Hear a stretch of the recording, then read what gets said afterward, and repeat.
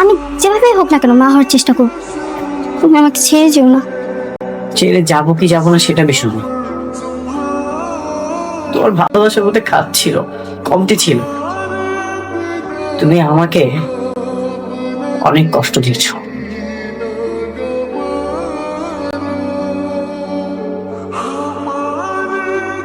মায়া কান্না করছো, এই মায়া কান্না দিয়ে তুমি আমাকে আটকাতে যাচ্ছ। আমি তোমাকে কখনো ছেড়ে যাবো না, কারণ আমার ভালোবাসার মধ্যে কোনো কমতি ছিল না।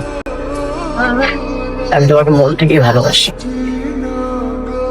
কিন্তু তুমি যেটা করেছো আমি তোমাকে কখনোই ক্ষমা করতে পারবো না।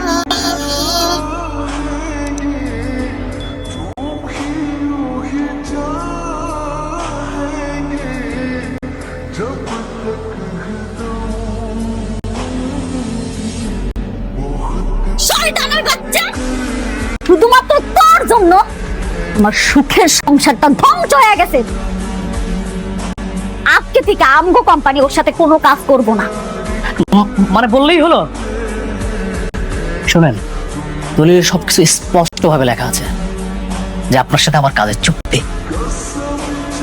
চুক্তির 10 নম্বর শর্তে বলা ছিল যে আপনার কোনো কাজ যদি আমাদের মনোপুত না হয় তাহলে যে কোনো শর্তে আপনার চুক্তি বাতিল করতে পারবো। নিশ্চয়ই সেটা মনে আছে? একদম ঠিক। আজকে থেকে আমগো কোম্পানি ওর লগে আর কোনো কাজ করব না, সব কাজ বাতিল। এখন থেকে যত কাজ হবে আপনি অনেকের দিবেন। তুই অনেকের হাতে একটা ভিক্ষার থালি ধরাই দিছিলি, ধরাই দিয়া কইছিলি যা এবার তুই ভিক্ষা করে রাখা। আমিও না আজকে ঠিক সেটাই করব। তুই আমার জামাইরে পথে বসাইছস না, আজকে আমি তোরে পথে বসাই দিলাম। এই ধর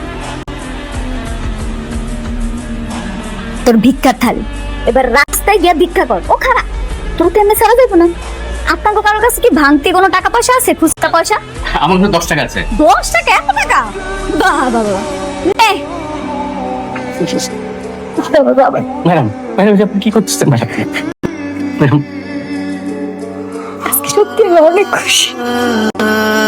আমাকে মাফ করে দাও। আমি ঠকিয়েছি তোমাকে, প্রতারণা করেছি তোমার সাথে।